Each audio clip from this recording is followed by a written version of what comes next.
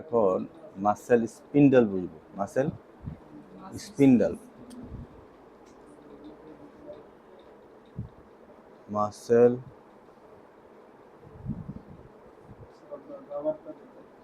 Spindle.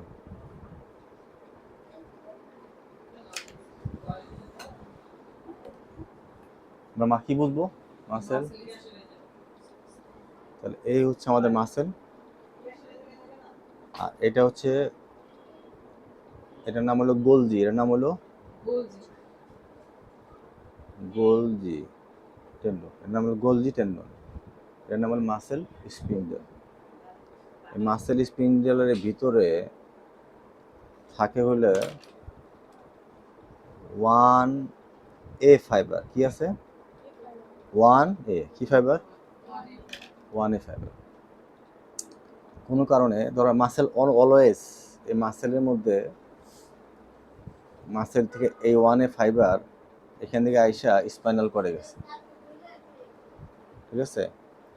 Spinal cord থেকে এই জায়গায় গিয়ে আবার ওই জায়গার থেকে আবার এই আলফা মোটর নিউরন আবার সামনে আইসা এখানে আলফা নার্ভ ফাইবার। কি নার্ভ ফাইবার?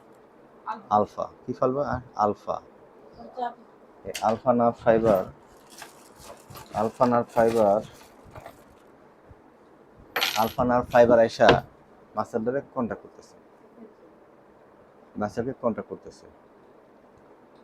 এই সার্বক্ষণিক একটা ইম্পালস যাচ্ছে আর একটা ইম্পালস আসছে, মাসেলটা কন্ট্যাক্ট করার কারণে মাসেলটা একটা কন্ট্রাকশন আছে। যদি এটা না থাকতো তাহলে মাসেলটা এরকম থলথলে একটা কন্টিনিউয়াস এই কন্ট্রাকশনটা হচ্ছে, যেহেতু সে জীবিত।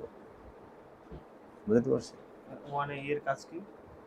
হ্যাঁ, ওয়ান এর এই অনেক ইনফরমেশন স্পাইনাল কর্ডে নিয়ে যাবে। আচ্ছা, এটা কাজ। আর আলফা কাজ?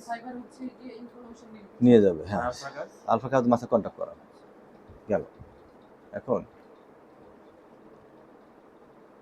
কোনো কারণে অতিমাত্রায় স্ট্রেচ হচ্ছে হাতটা, অতিমাত্রায়, তখন এখান থেকে নার্ভ ফাইবার যাবে, গদি টেন্ডন থেকে যাবে, ডোয়ারের ভিতরে চাবি আছে, ডোয়ারের ভিতর বাকি চাবি আছে, এটা এখান থেকে আরেকটা যাবে, যায় এই গদি টেন্ডন থেকে যাবে,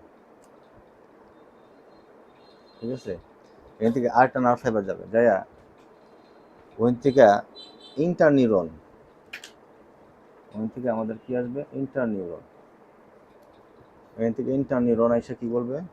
আর একটা গামা আসবে। কি আসবে? গামা। গামা, ঠিক আছে? গামা, গামা এসা মাছটাকে আবার কন্ট্যাক্ট করবে, কন্ট্যাক্ট করে অতিমাত্রায় স্ট্রেচ হলে এটাকে প্রিভেন্ট করবে যাতে কি ছিঁড়া না যায়। যাই হোক, কথাবার্তা তো জটিল কিছু নাই, কথা হলেও একটা ওয়ানে যাবে, যে এটা কন্ট্যাক্ট করবে। আবার গলজির থেকেও অনেক সময় বেশি মাথার স্ট্রেচ হলে গলজির থেকে একটা খবর যাবে, যায় ব্রেন থেকে আবার আইসা এটা মিনিমাইজ করবে যাতে অতিমাত্রায় গামা ডিসচার্জ করে, গামা ডিসচার্জ করে যাতে ছিঁড়া না যায় মাসেলটা। কথা এটুকু, এই সহজ কথাটা বুঝতেই হবে, বুঝলে? এটা বোঝা যায় গেছে তো। এবার আসি পরবর্তী পড়া, এটা হচ্ছে আমাদের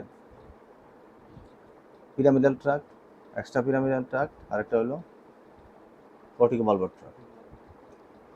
কর্টিকো বালবার ট্র্যাক্টটা আমরা আপাতত আলোচনা করব না, আমরা পিরামিডাল ট্র্যাক্ট আর হলো extra pyramidal tract. Extra pyramidal tract বাম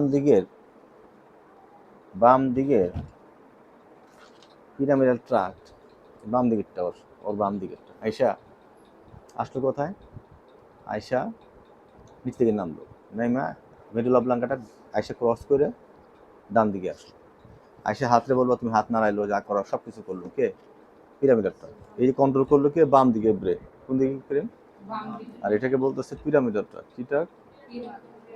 কি ট্রাক? এখন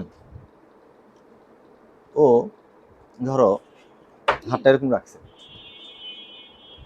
এখন ও বুঝতেছে যে আমি হাতটা এরকম রাখলে আমি কাজ করতে পারবো। ওর ব্রেন যদি এরকম সোজা করতে করতে এরকম করতো, সোজা করছি, আরো সোজা করুন, আরো সোজা করুন, তো করো না, এরকম সোজা করে রাখো, এরকম সোজা করে রাখো, আমি কাজ করতে পারবো। ক্যামেরা কি আসবে? হাতটা এই জায়গায় রাখতে হবে, তাহলেই তো আমার ফাংশনাল কাজ করতে পারবো। এই জায়গায় রাখতে হবে না? কে এই জায়গায় আনলো? এই জায়গায় আনলো এই সেই সেরিবেলাম। সেরিবেলাম বলতে তুমি কাজ করো, আমি নামটা স্যার তো এটা কাজ করো, তুমি হাতটা সোজা এই জায়গায় রাখো, রিল্যাক্স রাখো, বেশি কন্ট্যাক্ট করো না, বেশি সোজা করো না, বেশি নাড়ায়ও না। কি করছে? সেরিবেলাম। সেই সাথে আরেকটা কাজ করছে, সেটা হলো কি রেটিকুলো স্পাইনাল ট্র্যাক্ট। আমরা পড়ছি কিনা আমরা কি tract? Reticulospinal tract, rubrospinal tract, tectospinal tract, এটা ভেস্টিবুলো স্পাইনাল ট্র্যাক্ট। পড়ছি কিনা? এই ট্র্যাকগুলো আছে কোথায়? ব্রেন স্টিম থেকে স্পাইনাল কর্ড। কোথায় আছে? ব্রেন স্টিম থেকে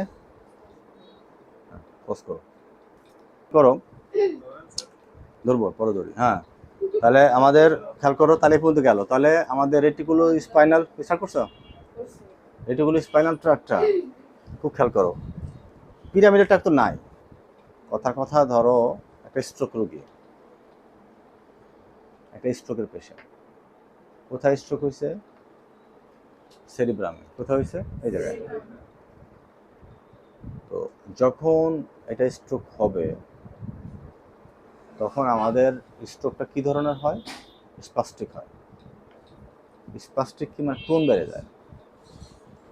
আমরা বলছিলাম যে আপার motor neuron, lower motor neuron.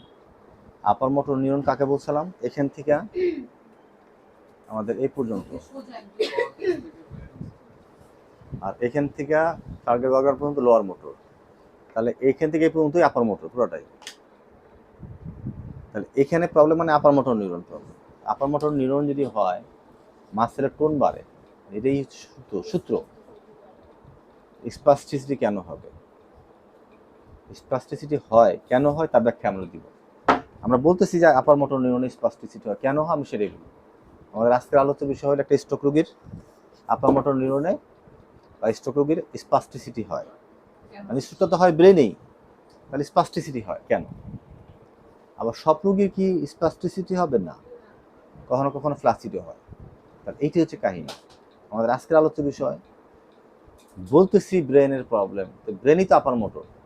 সেই আপার মোটরে কখনো কখনো স্পাস্টিসিটি হচ্ছে, কখনো কখনো ফ্লাস সৃষ্টি হচ্ছে।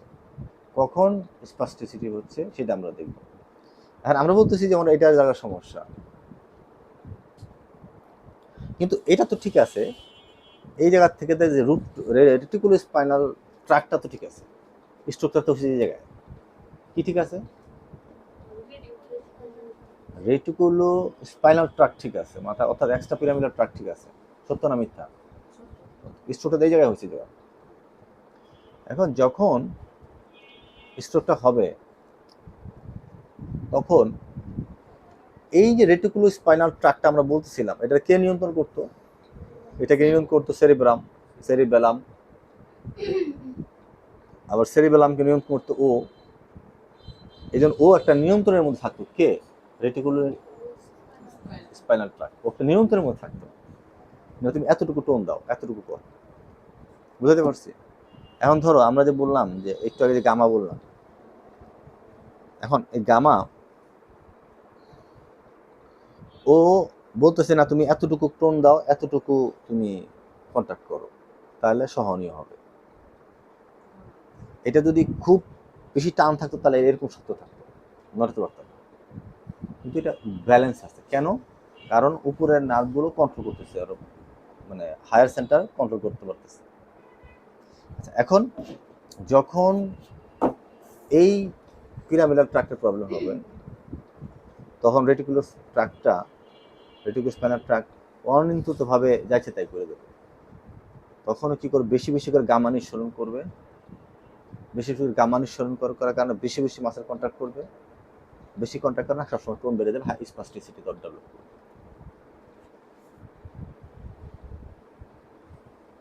মোদ্দা কথা এইটুকুই। কেন করবে? কারণ এই রেটিকুলো স্পাইনাল ট্র্যাক্ট এখান থেকে শুরু, এরা নিয়ন্ত্রণ করতো এত নিয়ন্ত্রণ করা নিয়ন্ত্রণের মধ্যে নাই, যার ফলে রেটিকুলো স্পাইনাল ট্র্যাক্ট অতিমাত্রায় ডিসচার্জ করবে গামা, অতিমাত্রায় তার স্টিমুলেশন দিবে। ফলে এই যে আলফা মোটর নিউরন যখনই মাসেলটা কন্ট্যাক্ট করবে তখনই আলফা মোটর নিউরন গিয়ে কি করবে? মাসেল কন্ট্যাক্ট করে তার টোন বাড়াইতে থাকবে। গামা নিঃসরণ করবে প্রথমে। গামা নিঃসরণ করার কারণে মাসেল কন্ট্যাক্ট করবে, মাসেল কন্ট্যাক্ট করার কারণে আবার আরেকটা ইমপালস হয়ে আবার আলফা স্টিমুলেশন হবে, আবার মাসেল কন্ট্যাক্ট করতে থাকবে, একটা পর একটা চলতে থাকবে। বুঝতে পারছি কথাটা? তাহলে বেসিক এই দুই লাইনই কথা। প্রশ্ন হলো আমরা কেন বিষয় নিয়ে এত আলোচনা করতেছি, কেন আমাদের আলোচ্য বিষয়, আর কেনই বা এগুলো করতে চাই, তার কারণ কি, আমরা কি করতে চাই? বোবা। তাহলে স্প্লাস্টিসিটি ম্যানেজমেন্ট করার সময় বোবা কিভাবে কাজটা করে সেই রুলসটা নিয়েই হচ্ছে আমাদের আলোচনা জানতে চাই। সে বোবাতের এই রুলসটা ডিপেন্ড করতেছে এই স্প্লাস্টিসিটি এই মেকানিজমের উপরে। এই জন্য আমরা মেকানিজম আগে পড়ে নিলাম। বুঝতে পারছি? আচ্ছা, এখন যখন একটা স্ট্রোক পেশেন্ট যখন মুভমেন্ট করবে না, তখন এই স্টিমুলেশন যে আমরা বললাম না একটু আগে, যে আমরা একটু আগে এখানে কি বললাম, আমরা এখানে বললাম যে আলফা ওয়ান নার্ভ ফাইবার গিয়ে ব্রেন ইয়ে দিবে, স্পাইনাল কর্ডে যাবে, বললাম না একটু আগে। যখন মুভমেন্ট করবে, যখন আমরা দাঁড়াই, ওয়ানে যখন আমরা দাঁড়াই, যখন আমরা মুভমেন্ট বেশি করি, বেশি নাড়াচাড়া করব, তত বেশি ওয়ানে ফাইবারটা স্টিমুলেশন হবে। আর যখন এই ওয়ানে ফাইবারটা স্টিমুলেশন